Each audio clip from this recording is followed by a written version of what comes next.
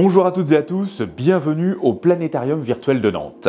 Alors comme vous le savez certainement, nous ne pouvons pas encore vous accueillir physiquement sous le dôme étoilé du Planétarium.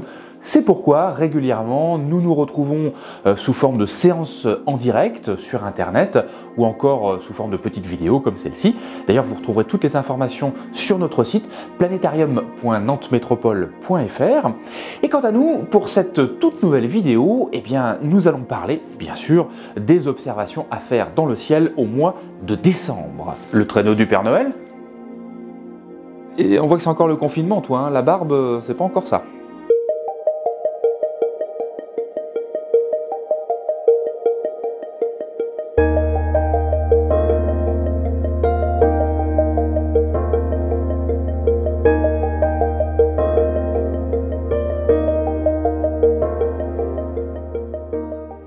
Et oui, ce mois-ci, le 21 décembre, 4 jours avant Noël. Oui, ou c'est aussi le début de l'hiver, tu sais, les 3 mois les plus froids de l'année.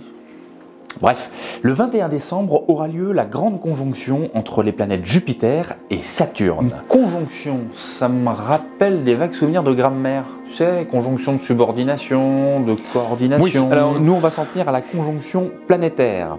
En fait, c'est très simple, c'est le rapprochement apparent de planètes vues depuis la Terre, dans notre ciel. Tenez, je vous montre ça avec le logiciel Stellarium. C'est parti. En ce moment, lorsque vous regardez le ciel juste après le coucher du soleil, vers 18h30, 3 planètes sont visibles. Légèrement sur votre gauche, en partant de l'horizon sud, vous n'aurez aucune difficulté à observer, bien haute dans le ciel et avec cette couleur orangée, la planète Mars.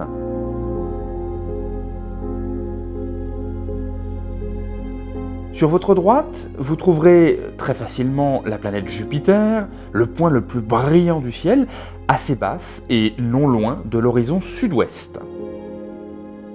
Juste à côté se trouve un point plus discret mais parfaitement observable, la planète Saturne. Et oui, vu dans notre ciel, les planètes Jupiter et Saturne en ce moment semblent être l'une à côté de l'autre. Mais attention, dans la réalité, ces planètes sont très éloignées. Jupiter est à 750 millions de kilomètres de la Terre, tandis que Saturne, elle, est encore plus loin, 1,5 milliard de kilomètres. Ce rapprochement n'est donc qu'apparent, et c'est cela que l'on appelle une conjonction en astronomie. Comme vous le savez, les planètes tournent autour du Soleil. Et c'est pour nous dire ça que tu tournes une vidéo?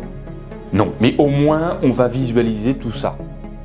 Voici une vue globale des planètes de notre système solaire orbitant autour de notre étoile, le Soleil. Ici, attention, nous avons grossi démesurément les planètes par rapport au Soleil. Ici, nous avons de la plus proche à la plus éloignée du Soleil, Mercure, Vénus, la Terre et Mars. Puis, encore plus loin de notre étoile, Jupiter, Saturne, Uranus et Neptune. 8 planètes. Pour tourner autour du Soleil, la règle est simple. Plus on est proche, plus on tourne vite. Plus on est loin, moins on tourne vite. Du coup, la planète Jupiter étant plus près du Soleil que Saturne, elle va tout simplement plus vite qu'elle.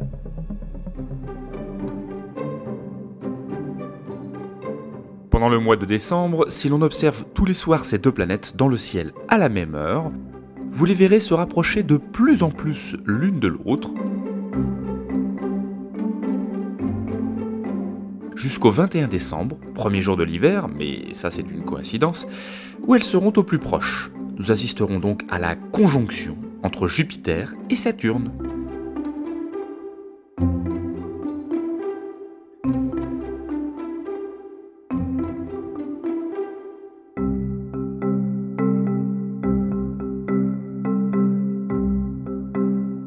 Et vu depuis l'espace, Jupiter fonce plus rapidement que Saturne sur son orbite. C'est pourquoi elle va sembler rattraper puis se positionner juste à côté de cette dernière. C'est la fameuse grande conjonction Jupiter-Saturne du 21 décembre.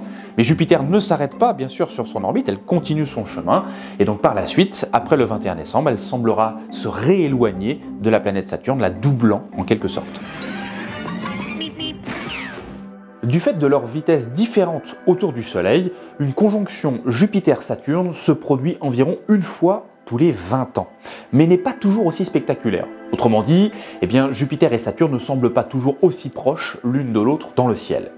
À titre d'exemple, la dernière fois que ça s'est produit, un rapprochement vraiment minimal entre les deux planètes, comme ce qui va arriver le 21 décembre, c'était en 1623. Oui, vous avez bien entendu, en 1623. Et d'ailleurs, la prochaine fois qu'un rapprochement aussi spectaculaire se produira, ce sera le 15 mars 2080. À vos agendas. Autrement dit, on peut donc parler ici de grandes conjonctions entre Jupiter et Saturne.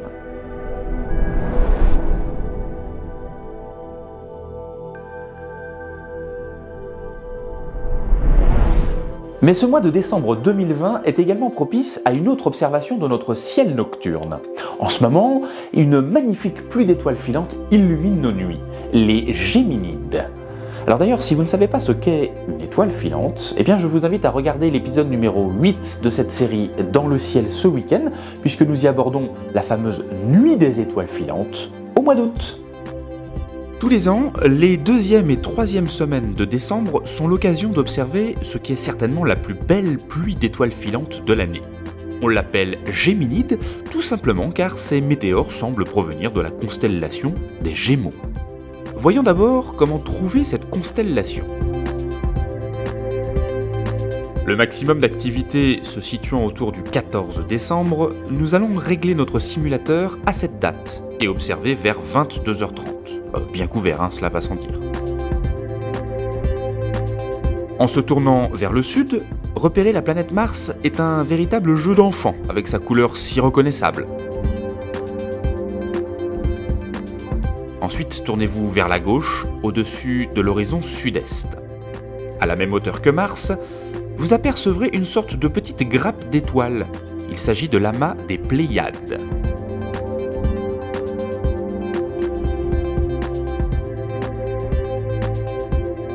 Juste en dessous, une étoile brillante, Aldébaran, dans la constellation du Taureau. Encore en dessous, une grande constellation d'hiver, reconnaissable à ses 3 étoiles alignées, ornées de 2 étoiles très brillantes, Orion. Tracez justement une ligne imaginaire entre ces 2 étoiles brillantes, Rigel et Bételgeuse, et prolongez-la vers la gauche d'Orion. Vous tomberez sur 2 autres étoiles suffisamment brillantes pour ne pas vous tromper. Félicitations, vous venez de trouver Castor et Pollux, les 2 étoiles formant la tête de la constellation des Gémeaux. C'est dans cette large zone du ciel que vous pourrez donc, bien couvert pour affronter le froid, observer la plus belle pluie d'étoiles filantes de l'année, les Géminides. On attend tout de même une centaine de météores par heure dans la nuit du 14 décembre. Bien évidemment, vous le savez à présent, observer des étoiles filantes ne nécessite qu'un seul instrument. Nos yeux. Ah oui, il est impossible de voir des étoiles filantes, phénomène si fugace, que ce soit à la jumelle ou avec un instrument d'observation. Pour résumer, on peut dire facilement que le mois de décembre est riche en observations. Soir après soir, observez la grande conjonction entre les planètes Jupiter et Saturne, avec le plus faible éloignement apparent le 21 décembre, le jour du passage à l'hiver, le solstice d'hiver, ou encore ces fameuses Géminides, cette magnifique pluie d'étoiles filantes, si ce n'est la plus belle de l'année, qui illuminera nos nuits jusqu'au début des vacances de Noël, avec un maximum d'activité entre le 13 et le 15 décembre. Et quant à moi, il ne me reste qu'à vous souhaiter un excellent week-end étoilé, cela va sans dire, de bonnes observations et surtout, de magnifiques fêtes de fin d'année. Prenez soin de vous et à bientôt pour de nouvelles aventures célestes.